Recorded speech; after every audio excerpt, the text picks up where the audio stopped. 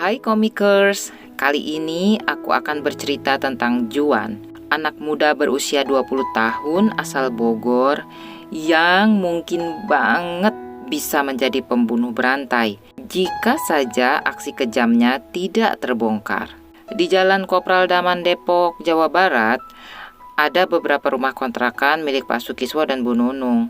Pada pertengahan bulan Juli tahun 2020, salah satu rumah kontrakan itu disewa oleh kakak Juan yang bernama Dedi.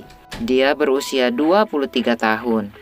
Dedi adalah pedagang bakso keliling menggunakan sepeda motor. 2 bulan kemudian, pada bulan September, Dedi mengajak Juan untuk tinggal dan berdagang bakso keliling di Depok. Tetapi, baru 4 bulan mereka mengontrak di sana, tiba-tiba pada tanggal 15 November, kakak beradik itu berpamitan dan langsung pindah di hari yang sama. Hari itu hari Minggu. Pak Sukiswo dan Bu Nunung sedang keluar rumah.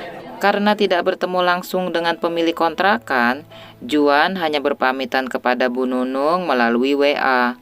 Dia bilang, "Saya menitipkan kunci kepada Ibu Nur," adiknya Bu Nunung nih.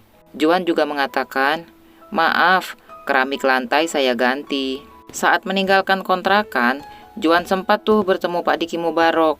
Pak Diki ini kerabat Pak Sukiswo yang sehari-harinya cukup akrab dengan Juan dan Dedi, sering ngobrol gitu. Juan pun berpamitan pada Pak Diki. Dia bilang, "Saya akan menikah dan pindah ke Cianjur, Pak. Di sana saya juga akan berdagang bakso keliling." Udah, terus Juan langsung pergi. Pak Diki merasa aneh banget sih. Kok Juan gugup begitu? Dan kenapa dia sangat terburu-buru? 3 hari sejak kakak beradik itu pergi, pada hari Rabu 18 November, Ibu Nunung, istri Pak Sukiswo, mulai membersihkan rumah kontrakan. Saat itu Bu Nunung mendapati bahwa kamar mandi di kontrakan itu mampet. Bu Nunung kemudian pulang dan meminta Pak Sukiswo untuk memperbaiki saluran air di kamar mandi. Saat Pak Sukiswo berjalan menuju kamar mandi di dalam rumah kontrakan itu, dia melihat ada satu keping keramik lantai yang berbeda warnanya dengan yang lain. Pak Sukiswo kemudian mengetuk-ngetuk lantai keramik itu. "Wah, tanahnya tidak padat ini, kopong." Pak Sukiswo agak kesal lah ya. Udah keramiknya diganti dengan yang gak sesuai, pemasangannya juga gak bagus. Tuh, tanahnya kopong. Jam 2:30 sore, Pak Sukiswo meminta bantuan Pak Diki untuk membongkar lantai keramik itu. Saat keramik mulai dibongkar, aduh, langsung tercium bau gak enak di ruangan itu. "Wah, ada bangkai ayam ini," kata Pak Sukiswo. Pak Diki terus melanjutkan menggali. Menjelang maghrib, mulai terlihat sesuatu seperti lutut di dalam lubang yang digali. Pak Sukiswo berubah pikiran dong. "Oh, ini sih bukan bangkai ayam, tetapi bangkai sapi," katanya. Pak Diki terus menggali di sekitar lutut itu hingga lutut tersebut mulai terlihat dalam kondisi utuh. Terlihat bahwa kulitnya menyerupai kulit manusia. Setelah terus digali, akhirnya terlihat jelas bahwa itu memang kaki manusia. Pak Diki dan Pak Sukiswo langsung menghubungi pihak berwajib. Malam itu, penggalian dilanjutkan oleh pihak kepolisian. Dan akhirnya diketahui bahwa itu adalah jasad Dedi yang telah menyatu dengan tanah dalam posisi duduk. Petugas yang melaksanakan evakuasi menemukan tanda-tanda kekerasan pada tubuh Dedi. Ditemukan memar di bagian dada dan ada sebagian gigi yang rontok.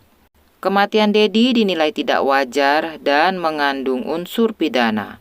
Hasil penyelidikan sementara, pihak kepolisian memastikan Dedi merupakan korban pembunuhan.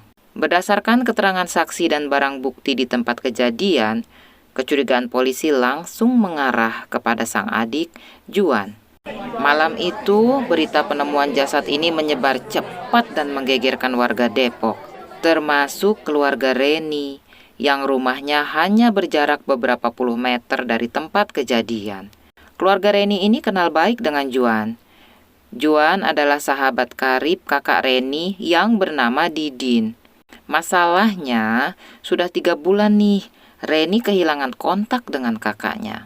Di akhir bulan Agustus, Didin pamit ingin berkunjung ke rumah Juan di Bogor. Tetapi ia kemudian menghilang dan tidak pernah kembali pulang. Keluarga sudah melakukan berbagai upaya demi menemukan Didin. Mereka mencari keberadaan Didin di daerah Parung, Bogor selama berhari-hari. Keluarga juga membuat laporan orang hilang ke kepolisian, menyebar poster orang hilang di mana-mana, tetapi tidak ada hasil apa-apa. Reni dan keluarga juga sempat mendatangi rumah Juan di Bogor. Ketika mereka bertemu dengan Juan, dia kelihatan kaget. Tetapi saat itu, Reni tak sedikit pun menaruh curiga. Karena Juan ikut sibuk mencari keberadaan Didin sampai ke pedalaman hutan di sekitar rumahnya. Perilaku Juan juga biasa saja, seperti orang yang gak tahu apa-apa gitu. Nah, berita penemuan jasad Dedi dan kecurigaan terhadap Juan ini membuat keluarga Reni bertanya-tanya dong. Apakah Juan ada hubungannya dengan hilangnya Didin? Pertanyaan itu akan segera terjawab saat tim Satreskrim Polresta Depok menangkap Juan di Bogor keesokan harinya. Juan langsung ngaku bahwa dia adalah pelaku pembunuhan kakaknya dan dia dibantu oleh seorang teman bernama Hoir. Kepada penyidik kepolisian, Juan bilang, "Oh, ini bukan kali pertama saya menghilangkan nyawa seseorang. Di bulan Agustus lalu, saya menghabisi seorang teman dan mengubur jasadnya di dekat rumah saya di Bogor." Hari itu, tanggal 20 Agustus 2020, Didin mendatangi rumah Juan di Bogor. Selain Juan, di sana juga ada temannya yang bernama Hoir. Didin mengenal akrab kedua pemuda itu. Setelah berbincang-bincang ringan, Juan dan Hoir mengajak Didin ke sebuah rumah kosong tak jauh dari rumahnya. Sesampainya mereka di rumah kosong itu, Juan dan Didin masuk ke dalam, sementara Hoir menunggu di luar. Di dalam rumah, Didin membujuk Juan untuk melakukan hubungan sesama jenis. Juan menolak secara halus. "Sopan deh, sopan." "Enggak," gitu kan. Didin terus merayunya. Dan Juan pun menolak secara terang-terangan. "Oh enggak deh, enggak bisa." Tetapi Didin terus dan terus memaksakan kehendaknya. Bahkan dia mulai kasar nih. Juan gak tahan lagi. Dia tersinggung banget dan merasa tidak dihargai. Dengan penuh rasa marah, Juan berontak dan berlari keluar menemui Hoir. Juan bertanya pada Hoir, "Orang ini lebih baik kita apain?" "Kita habisi saja," jawab Hoir. Hoir sendiri sudah lama menyimpan dendam pada Didin karena pria itu sering melakukan tindakan asusila padanya. Berbeda dengan Juan, Hoir tidak berani menolak keinginan Didin, jadi dia selalu terpaksa mengikuti kemauan Didin. Dua sahabat itu kemudian mengamati sekitar mereka. Keadaan sangat sepi nih, nggak ada orang lain di sana, hanya mereka bertiga. Area itu memang jarang dilewati orang, dan di dalam rumah kosong itu tergeletak sebuah knalpot motor bekas. Juan dan Hoir berpandangan.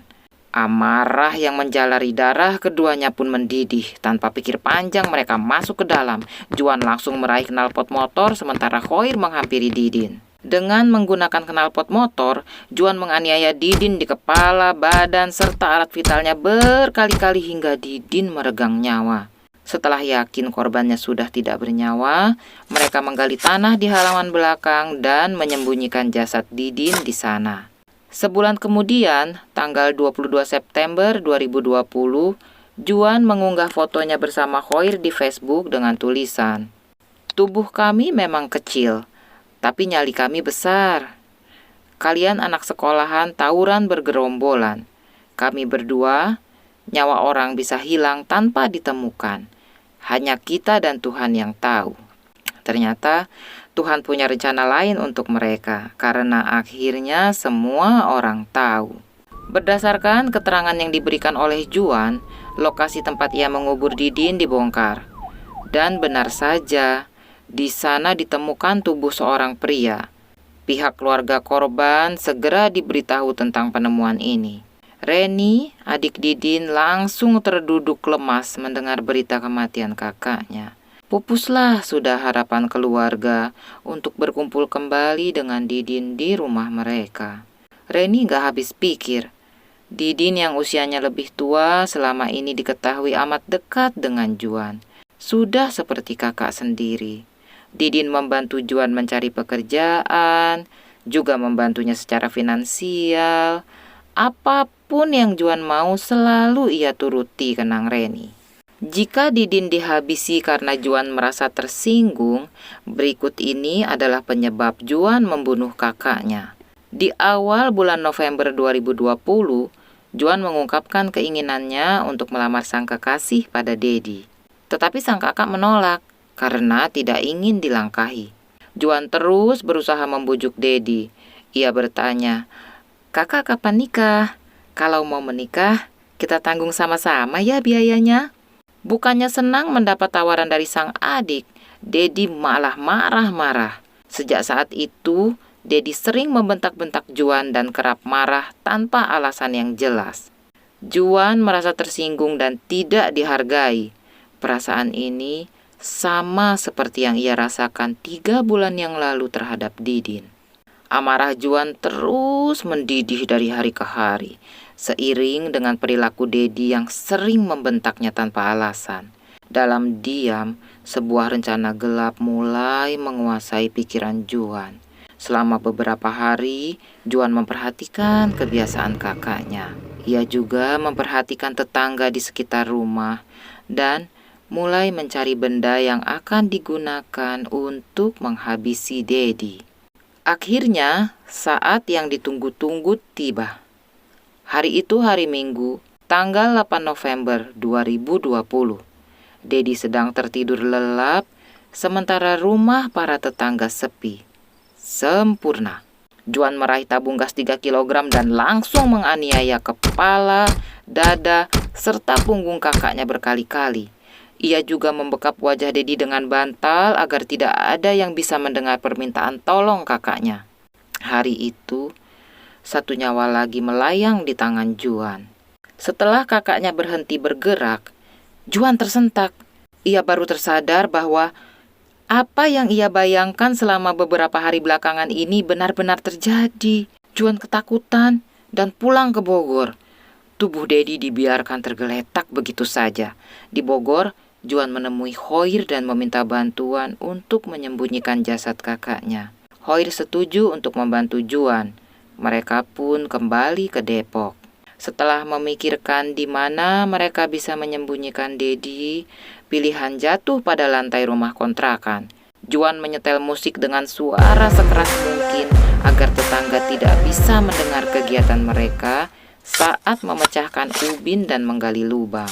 Seminggu setelah mengeksekusi Dedi, semuanya sudah dibersihkan dan rapi. Juan berpamitan pada Nunung dan kabur ke Bogor. Tetapi kali ini kejahatannya terbongkar dan Juan harus mempertanggungjawabkan perbuatannya bersama dengan sahabatnya Hoir. Reni, adik Didin, berharap Juan dihukum seberat-beratnya, kalau bisa hukuman mati. Seandainya pengadilan tak menjatuhkan vonis mati kepada Juan, Reni berharap Juan dipenjara selama sisa hidupnya. Menurut Reni, jika Juan sanggup menghabisi sahabat dan kakaknya sendiri, berarti ia juga sanggup melakukan aksi keji tersebut kepada siapapun. Harapan Reni itu adalah sebuah doa yang terjawab. Di pengadilan, jaksa melihat tidak ada hal-hal yang meringankan terdakwa. Perbuatan Juan dinilai sangat sadis, dan Juan adalah ancaman bagi masyarakat.